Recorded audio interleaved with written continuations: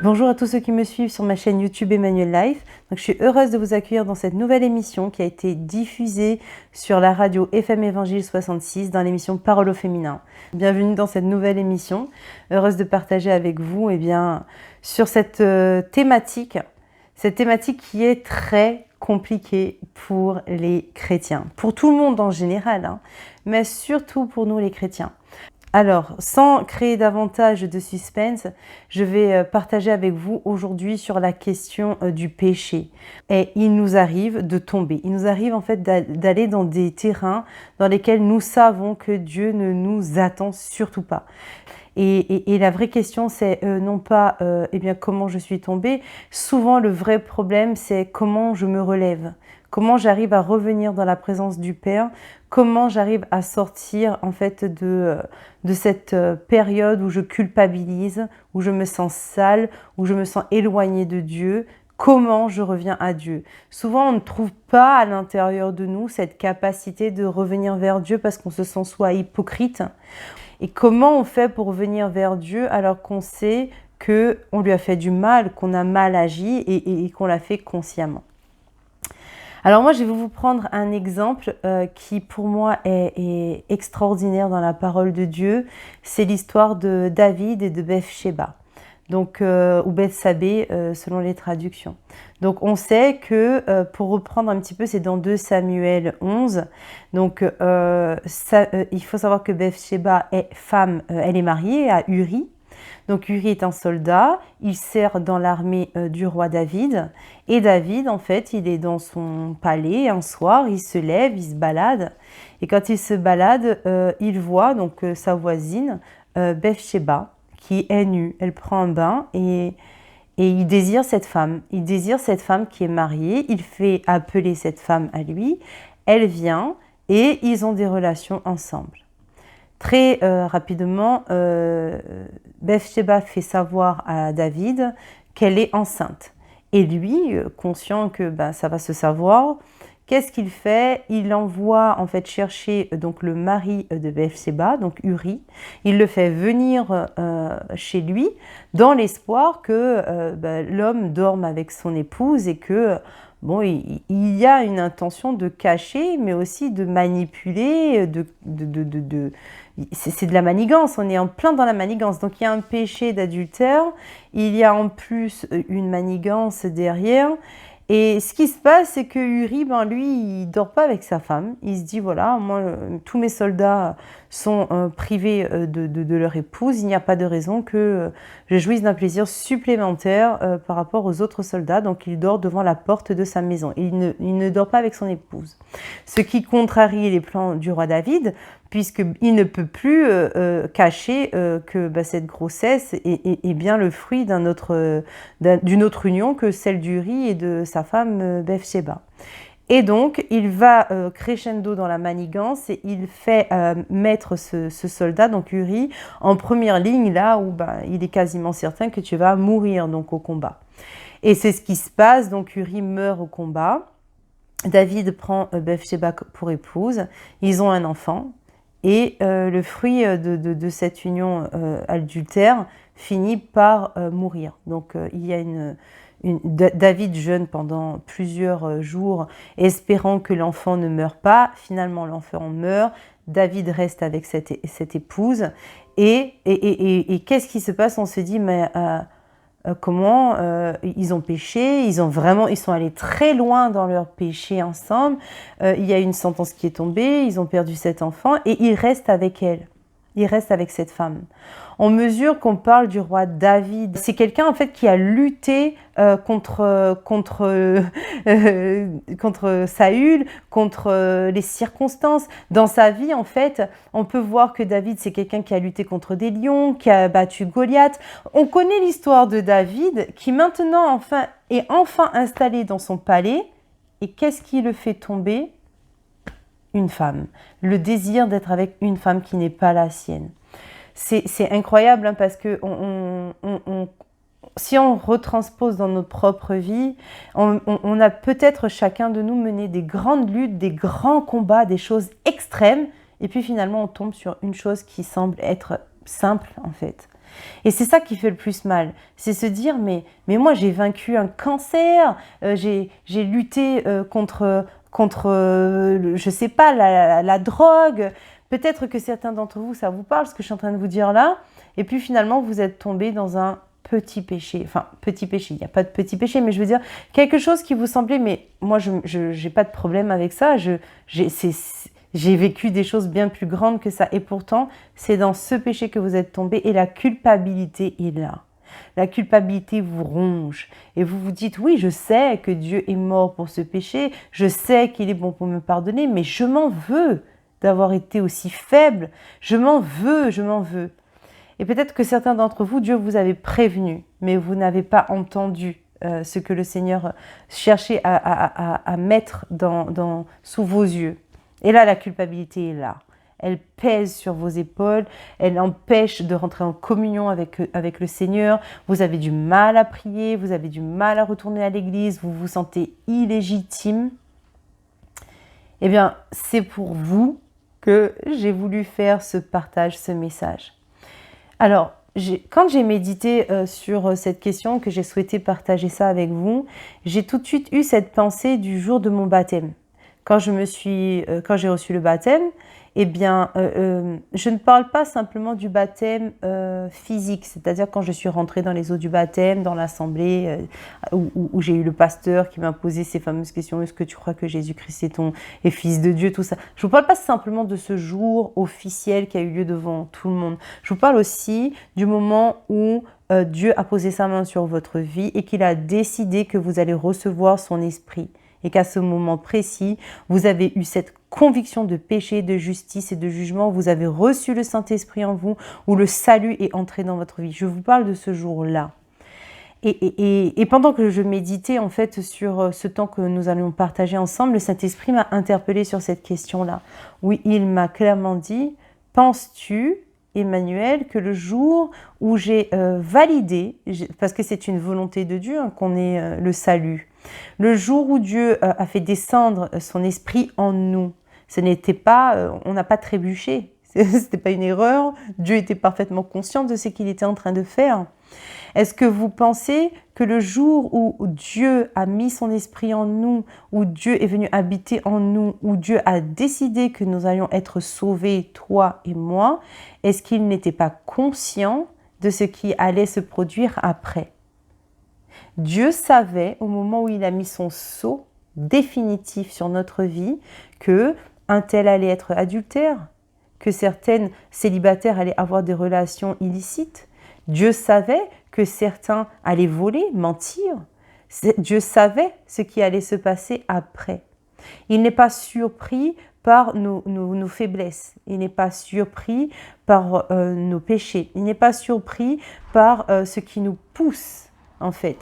Mais s'il l'a permis, ce n'est pas pour nous condamner, puisque justement la venue de Jésus-Christ ici-bas, ce n'était pas pour condamner, mais pour libérer. Donc, si le Seigneur a permis, parce qu'il pourrait à tout moment tout stopper, il pourrait le faire, mais s'il ne le fait pas et que finalement cette erreur elle est commise, je crois que nous avons à cet instant précis deux choix. Soit on s'autoflagelle et on se condamne et on reste dans un trou noir jusqu'à finalement quitter complètement la présence de Dieu et là vivre vraiment vautré dans le péché. Et là, ça peut prendre plusieurs années de dépression, tout ça, où on se décide et on se dit « Ok Seigneur, j'ai péché contre toi » de façon consciente puisque je connais la parole, je m'en veux parce que je n'aime pas être dans la désobéissance, je n'aime pas surtout te faire du mal et je sens que lorsque je fais ça, je me fais du mal à moi-même. Maintenant, qu'est-ce qu'on fait de ça ?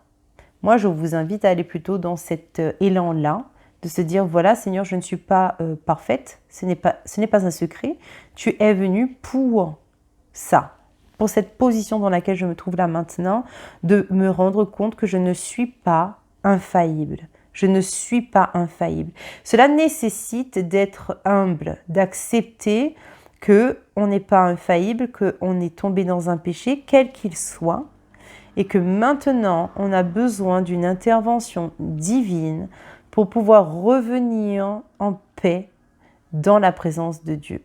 Dieu n'a pas quitté en fait sa parole. C'est-à-dire que ce n'est pas à cause de ce que je suis, ce n'est pas à cause de ce que je fais, ce n'est pas à cause de ce que je ne fais pas, ou de ce que je pense ou de ce que je ne pense pas, mais c'est à cause de son amour pour nous que nous sommes sauvés. Maintenant, il est évident que la Bible entière nous invite à vivre dans la sanctification parce que c'est pour notre mieux. Dieu veut qu'on s'approche de lui et le péché nous éloigne de lui.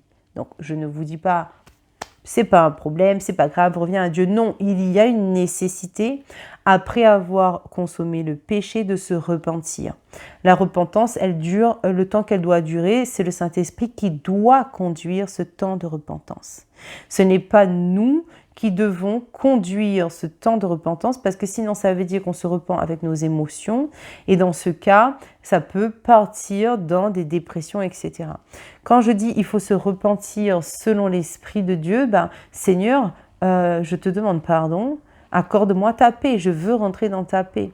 Et si tu ne reçois pas la paix de Dieu qui te libère de ce fardeau que tu as déposé à la croix, parce que Jésus est mort pour les péchés, dont on est en train de parler, ce qui est en train de t'accabler en ce moment, Jésus l'a pris aussi à la croix.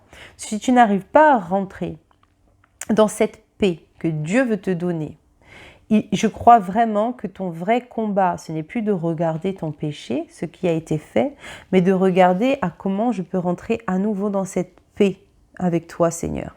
Et ça se passe à genoux dans la prière. Voilà, Seigneur, j'ai péché contre toi, je n'arrive pas à rentrer dans la paix que tu m'accordes malgré ma repentance. Aide-moi, libère mon cœur, que le diable n'ait pas une part là-dedans. Je n'accorde pas à l'ennemi d'avoir une part dans ce que je suis en train de vivre, même si j'ai péché. Je sais, Seigneur, que tu es bon pour me pardonner. Rappelons-nous que Bathsheba est la mère de Salomon. Bathsheba est la mère de Salomon. Et donc dans la généalogie de Jésus-Christ. Cette femme qui a été prise à un autre homme dans le cadre d'un adultère a finalement été la mère de Salomon dans la généalogie de Jésus-Christ. Alors, oui, il y a eu péché, mais Dieu est bien plus grand que nos fautes. Il y a un verset qui m'a souvent aidé à évoluer dans justement la libération de la culpabilité. Je vais vous lire ce verset, je vous invite à le garder profondément dans votre cœur parce que je crois vraiment que c'est dans ce sens que Dieu a donné cette parole. C'est dans 1 Jean 3, le verset 20, donc 1 Jean 3, verset 20, « Car si notre cœur nous condamne, Dieu est plus grand que notre cœur et il connaît toutes choses. » Je relis. « Car si notre cœur nous condamne, Dieu est plus grand que notre cœur et il connaît toutes choses. » Donc, Dieu n'est pas étonné par le péché dans lequel tu es rentré. Dieu n'est pas étonné que peut-être après avoir péché, comme David, tu as usé de manigance, tu as voulu cacher ta faute. De la même manière que Adam et Ève, après avoir péché, ont mis des feuilles de figuier pour cacher leur nudité. Donc Dieu sait comment nous fonctionnons quand nous sommes dans l'erreur. Il sait qu'on est comme ça. Est-ce que pour autant Dieu se détache de nous? Non. Est-ce que pour autant Dieu est étonné? Non. Toutefois, ce qui va être décisif dans est-ce que c'est l'ennemi qui va utiliser ma faute contre moi ou est-ce que dans ma faiblesse Dieu va être fort, c'est à nouveau notre positionnement. Repentance, c'est un chemin qui est inévitable. Tu ne peux pas t'approcher de Dieu si tu ne t'es pas repenti. Donc repentance et ensuite il faut se laisser vraiment conduire par le Saint-Esprit. Si ton cœur te condamne, dépose tout le temps ton cœur devant Dieu. Seigneur, voici mon cœur me condamne. J'ai péché contre toi, je sais que tu me laves de mes fautes, mais je n'arrive pas à dépasser cette condamnation aide-moi. Tu ne peux pas passer à l'étape suivante si déjà tu n'as pas reçu la paix dans ton cœur. Sinon, l'ennemi va venir taper, taper, taper, taper, taper, taper à chaque fois dans ta tête pour t'accabler, te culpabiliser, te faire rentrer dans un schéma de destruction. Ce qui est absolument pas ce que Dieu fait. Dieu révèle la faute, mais il la révèle non pas pour condamner, mais pour libérer. Et libérer, c'est rentrer dans sa paix. Donc, il est souvent inévitable que la faute remonte à la surface. Ne vous condamnez pas plus que ça. Oui, tu as fauté, oui. Mais justement parce que tu as fauté, maintenant tu vois ta faiblesse. Maintenant, elle ne peut plus être dissimulée dans ton esprit. De façon très claire, si tu ne peux pas t'empêcher de voler ton patron, tu comprends que voilà, il y a une affection là chez toi, la peur du manque, je ne sais pas, il faut travailler ça devant le Saint-Esprit. Pourquoi je ne peux pas m'empêcher de voler? Pourquoi je ne peux pas m'empêcher d'être dans l'adultère? Je suis tout en train de tromper ma femme. Pourquoi je n'arrive pas à tenir mon célibat correctement? Je suis dans l'impudicité. En tout cas, toutes ces choses, je ne peux pas m'empêcher d'aller vers la drogue, je ne peux pas m'empêcher d'être dans le mensonge. Toutes ces choses, en fait, si elles remontent à la surface, ne les rejette pas en te disant « je suis odieux, je suis odieuse ». Ça, c'est de la culpabilisation inutile. Ça ne porte pas du fruit, ça t'accable et en plus, derrière, tu vas t'éloigner de Dieu et ça ne t'apporte rien. Mais si tu décides de déposer ça à la croix en disant oui, effectivement, ça me met tellement mal que je ne peux pas nier que c'est un péché et que je ne peux pas nier que je n'en veux plus. Mais je dois reconnaître que je n'arrive pas à m'en défaire. Si c'est le cas, eh bien Seigneur, montre-moi comment me défaire de ça. Ou si tu arrives à t'en défaire, mais simplement la condamnation est plus grande que la rédemption, là aussi il y a un déséquilibre, souvent c'est de l'orgueil qui est caché sous la culpabilité, eh bien là Seigneur, montre-moi. Montre-moi pourquoi je n'arrive pas à recevoir ton pardon. Peut-être que j'avais une trop forte estime de moi-même, que je pensais que j'étais incapable de tomber dans ce type de péché. Je ne sais pas, mais le Saint-Esprit, lui, il sait. En tout cas, là, moi, aujourd'hui, je mets le doigt sur une chose, c'est que si tu ne décides pas de prendre cet élément-là de ta vie, que le Seigneur permet d'être révélé et que tu considères juste j'ai péché, je vaux rien, ça n'a pas ça ne produit rien. Ça ne produit rien. Donc je vous invite, là où vous êtes, dans ce schéma de culpabilisation qui est stérile, d'en faire enfin quelque chose qui porte du fruit. Ton erreur, en fait, elle peut être un tremplin, soit vers la mort, c'est-à-dire schéma de culpabilisation, éloignement avec Dieu, jusqu'à ne plus entendre le Saint-Esprit, et là, on sombre, soit un tremplin vers une amélioration, vers une sanctification. Le péché étant révélé, tu dois le travailler devant Dieu pour en être libéré. Je crois aussi que tout n'est pas toujours simplement une question de péché héréditaire. Il y a des personnes qui vont de façon irrévocable, toujours, systématiquement aller dans l'alcool, aller dans le sexe, aller dans ces péchés qui sont récurrents. Il y a des personnes qui ont vraiment besoin d'être libérées de liens ancestraux, de paroles qu'ils ont professées contre eux-mêmes. Voilà. Alors, et il y a aussi des péchés dans lesquels on tombe tout simplement, si on peut dire, par accident. Quelle que soit la situation dans laquelle tu te trouves, de toute façon, encore une fois, Dieu n'est pas surpris et s'il a permis, c'est qu'il veut te libérer de cette circonstance. Il y a une faiblesse, qu'elle soit récurrente ou pas, Dieu veut t'apprendre quelque chose dans ce qui vient de se passer et il serait dommage, je crois, je dis dommage mais c'est un petit mot, je crois que tu passerais à côté si tu ne prenais pas cet événement en considération à la lumière de la parole et du Saint-Esprit. Dieu va faire encore. Dieu n'est pas surpris par cette erreur et il veut que tu viennes dans sa présence pour travailler ça avec toi. Et il va t'amener, te transcender. Alors ne rate pas cette invitation, Ce n'est pas uniquement quand on a bien agi qu'il s'agit de venir dans la présence de Dieu. C'est surtout dans ces moments-là où Dieu, en fait, va travailler nos vies. Si on se rappelle ensemble l'histoire du fils prodigue, qui était allé, en fait, avec dilapider l'héritage familial, avec les prostituées, l'alcool, etc. À la fin, il n'avait plus rien. Qu'est-ce qui s'est passé? Il mangeait la nourriture des porcs. Donc pour se vautrer dans la boue et le purin, très probablement qu'il puait puisqu'il était en contact avec les porcs. Cette image est très forte, très forte. On est vraiment dans un péché qui pue. Et pourtant, il se souvient de son père et quand il revient, depuis de loin, son père le voit. Et en fait, je suis touchée par l'attitude du père qui ne le laisse même pas le temps de s'approcher. Il court à sa rencontre, il le prend dans ses bras. Le gars, il pue. Mais le père, en fait, il n'est pas en train d'analyser qu'est-ce que tu as fait, c'est quel style de puanteur, c'est quel argent avec qui tu as... Non, lui, il se dit juste, il est revenu à moi. Il est revenu à moi.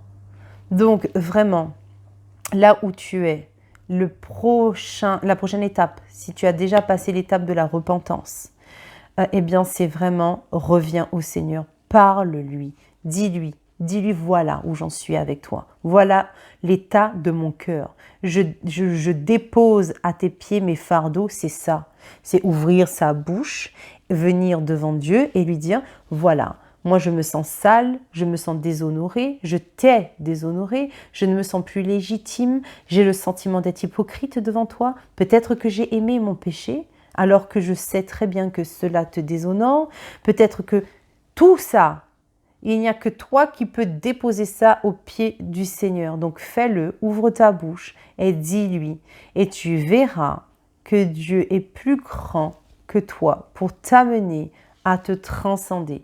Ce qui est aujourd'hui ta condamnation, Dieu va en faire une libération qui peut-être sera un fruit favorable pour la bénédiction de personnes autour de toi. Je ne sais pas en fait dans quoi Dieu va t'amener, mais je suis sûre d'une chose, c'est que c'est la libération et la paix qui sera ton partage une fois que tu auras déposé à ses pieds tes fardeaux. Voilà, alors c'était un court message, mais je crois qu'il n'est pas nécessaire de parler des heures sur ce qui est évident. Il n'y a que Dieu qui peut guérir le cœur de quelqu'un qui se sent condamné, qui est dans une angoisse, qui est dans un manque de pardon, qui est dans la tristesse.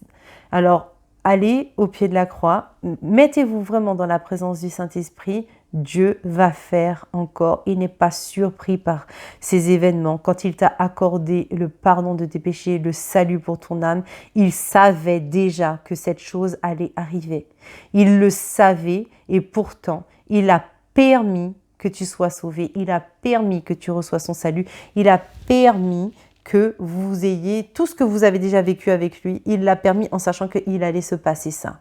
Donc, s'il te plaît, ne reste pas dans l'accablement, rentre dans sa présence. Il y a encore des trésors à recevoir, il y a encore des bénédictions à venir. C'est une question d'humilité, d'accepter que même en étant en marche avec Dieu, nous avons des faiblesses et c'est dans nos faiblesses qu'il est fort. Voilà, soyez bénis. J'espère sincèrement que ce message a libéré vos cœurs de la culpabilité. Je vous invite à aller dans sa présence et on va se quitter avec une petite prière. Oui, Seigneur Jésus-Christ, je te remets ainsi parce que tu n'es pas surpris par ce que nous avons à l'intérieur de nous. Et même si ce que nous avons à l'intérieur de nous nous condamne selon notre propre justice, il ne s'agit pas de notre justice propre, mais il s'agit de la tienne et tu as déjà tout accompli à la croix. Il ne s'agissait pas simplement des événements passés, tu as dit tout est accompli. Nous voici devant toi, Seigneur, nous te demandons pardon. Pardon pour les fautes que nous avons commises. Pardon pour notre faiblesse. Tu as connu, Seigneur, ces choses-là, toi aussi, quand tu es venu sur cette terre. Et toi, tu n'as pas péché. Alors montre-nous comment résister devant le péché. Montre-nous comment résister devant notre faiblesse. Montre-nous, Seigneur Jésus-Christ, ce qui nous manque pour triompher. Et nous savons, Seigneur Jésus, comme le verset de 1 Jean 3, 20 dit, « Car si notre cœur nous condamne, Tu es plus grand que notre cœur et tu connais toutes choses. Alors donne-nous, je t'en prie, Seigneur Jésus, d'être enfin dans ta paix, d'entrer enfin dans ta paix. Malgré les événements, malgré les circonstances qui nous environnent, je te demande ta paix pour chacun de nous. Au nom de Jésus-Christ. Amen. Et bien voilà, l'émission touche à son terme. Je vous remercie d'avoir été jusqu'à présent très assidus. Que ceux qui ont envie de partager avec moi, vous pouvez écrire sur ma chaîne YouTube Emmanuel Life. Je serai ravie de prier avec vous. Et je vous souhaite une bonne fin de journée et à très bientôt. Bye bye.